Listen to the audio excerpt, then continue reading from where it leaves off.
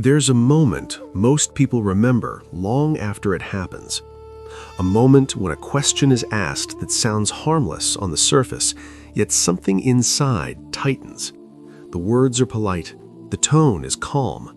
Sometimes there is even a smile. And yet, before your mind can explain it, your body already knows something is wrong. You answer anyway, and the moment you do, the ground shifts beneath your feet. Suddenly, you're explaining yourself, defending your intentions, apologizing for things you didn't do, questioning thoughts that once felt solid. What just happened feels subtle, almost invisible, yet deeply unsettling. That moment is not accidental. It is the opening move of manipulation. Liars do not always lie directly. In fact, the most dangerous ones rarely do. They don't attack with accusations or obvious falsehoods. They don't raise their voices or reveal their intentions. Instead, they ask questions, carefully designed questions. Questions that sound reasonable, caring, even loving. Questions that quietly bend reality until you are no longer standing on solid ground. This tactic is ancient.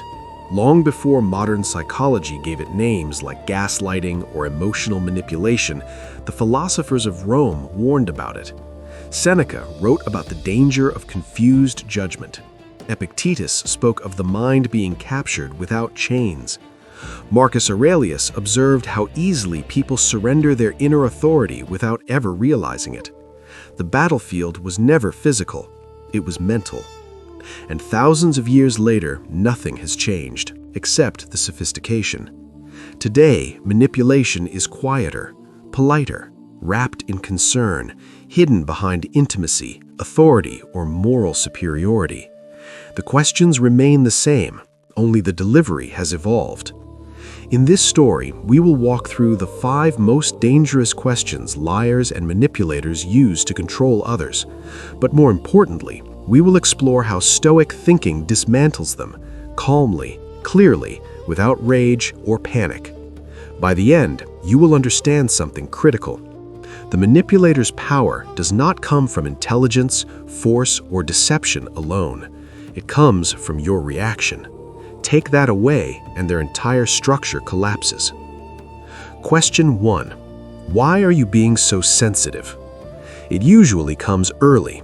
You raise a concern, you point out a behavior that feels wrong, you express discomfort, confusion, or hesitation, and instead of curiosity or accountability, you're met with a question that sounds almost gentle. Why are you being so sensitive? At first, it feels like concern, almost like they're worried about you. But listen carefully to what's happening beneath the surface. This question is not asking for understanding, it is delivering a verdict. The unspoken message is clear. The issue is not what happened, the issue is you. In one sentence, your perception is reframed as weakness, your awareness becomes an overreaction, your instincts are turned into a flaw. This is the opening shot of gaslighting. The goal is not to argue facts, the goal is to destabilize your confidence in your own judgment. Because once you doubt yourself, you no longer need to be convinced of anything else. Think back. Many people remember hearing this line in relationships. The moment they questioned disrespect, secrecy, or inconsistency, they were dismissed with laughter. You're too emotional. You're imagining things. You always take things personally. Others hear it in professional settings. An employee questions ethics, fairness, or transparency and is told, "Don't overthink it. This is just how business works." The concern is minimized. The awareness is punished. This is not accidental. Sensitivity in reality is perception. It is the ability to detect subtle shifts before they become disasters. It is the radar that notices what others ignore. Seneca wrote that much of human suffering comes not from reality itself, but from distorted perception. Manipulators exploit this truth by planting doubt inside the imagination. Once that seed takes root, you begin doing their work for them.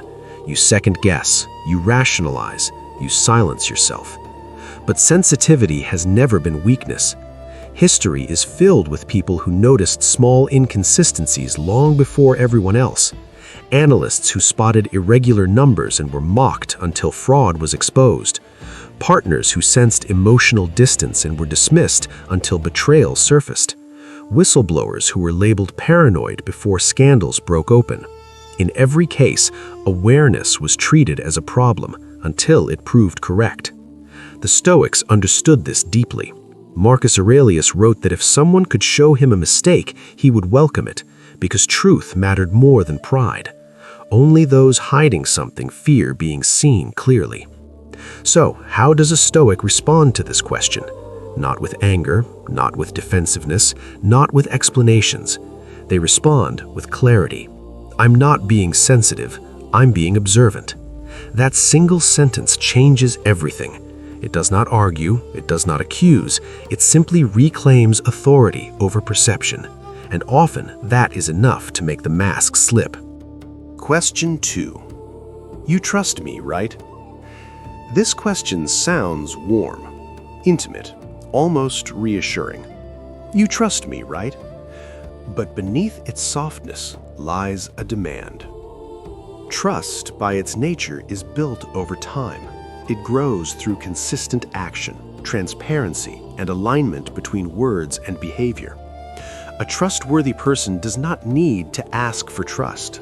It is felt naturally. So when someone insists on it, something is wrong. This question is not about reassurance. It is about control.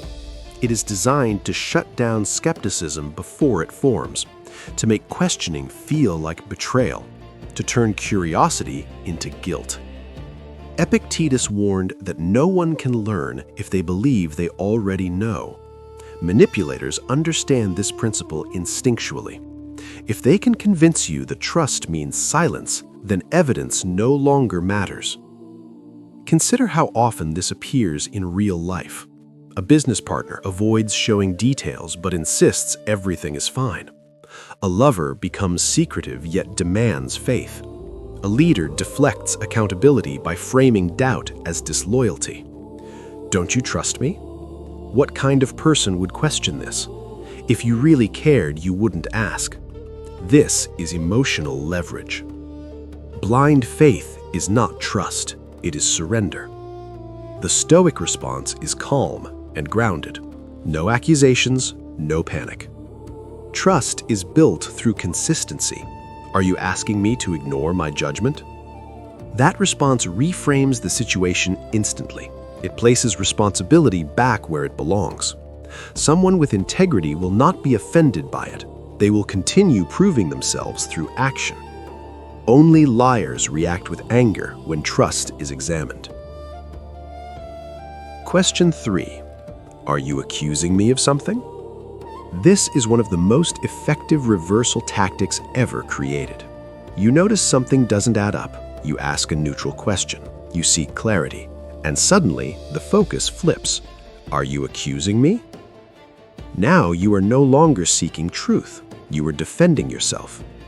This question transforms observation into aggression. It reframes curiosity as hostility. And once that happens, the conversation is no longer about facts. It is about emotion. People rush to soften their words. They apologize, they explain intentions, they retreat. Power is lost in that moment. Marcus Aurelius wrote that silence is often the strongest answer to anger, not because it surrenders ground, but because it refuses to play the game. The Stoic understands that truth does not panic, it does not rush, it does not beg. So when faced with this question, the response is not immediate. There is a pause, eye contact, stillness, and then, calmly, should I be? 3 words, no accusation, no defense, just a mirror. Liars are unprepared for this. They expect fear. They expect retreat. They do not expect composure. And composure is power. Question 4. Would I ever lie to you? This question is theater. It is designed to provoke guilt, not clarity. It frames doubt as cruelty and honesty as unquestionable virtue. It turns scrutiny into an insult. But think carefully. Why would someone need to ask this unless they sensed suspicion growing? A person of integrity does not need to declare their innocence. They demonstrate it daily. Seneca taught that truth does not fear examination, only deception needs protection. This question shifts attention away from evidence and toward emotion. It pressures you to reassure rather than investigate, to comfort rather than question. The Stoic response cuts through the performance. That's not the question. The question is whether I would know if you did. This response removes emotion entirely. It returns the conversation to reality, and reality is where liars are weakest. Question 5. Can't we just move on? This is the final card. When denial fails, when guilt stops working, when distraction loses power, exhaustion becomes the strategy. Can't we just move on? It sounds peaceful, mature, reasonable, but it is not about healing. It is about escape. Moving on without understanding is not resolution, it is burial. It allows lies to survive not because they are strong, but because truth seekers grow tired. Marcus Aurelius never attached conditions to truth. Right was right, regardless of inconvenience. The Stoic response is steady and immovable. I'll move on when I understand what happened, not before. This sentence ends the game. It removes urgency. It rejects emotional pressure. It establishes that peace built on confusion is not peace at all. Liars thrive on emotion. They do not need logic. They do not need facts. They need imbalance. Stoicism offers the opposite. It teaches the distinction between what is within your control and what is not. Your reactions belong to you. Their behavior does not. When you stop reacting at their pace, manipulation loses oxygen. When you observe instead of defend, clarity returns. Imagine standing in a storm. Wind, rain, noise everywhere, yet you remain still. That is the Stoic state of mind. Calm amid chaos, clear amid confusion. And here is the truth manipulators never expect. Their power only exists if you give it to them. Take away reaction and the weapon breaks. You now recognize the patterns, the questions, the traps. You are no longer a pawn. You are the player. The Stoic does not shout. He does not chase validation. He does not need to win arguments. He waits. He watches. He allows truth to reveal itself. The person who sees clearly cannot be controlled. You are not cruel for having standards. You are not harsh for seeking truth. You are not weak for noticing deception. You are awake. And in a world that depends on confusion, awareness is dangerous. Choose clarity. Choose reason. Stand calm, observant, unshakable. That is how Stoic thinking breaks every chain of manipulation.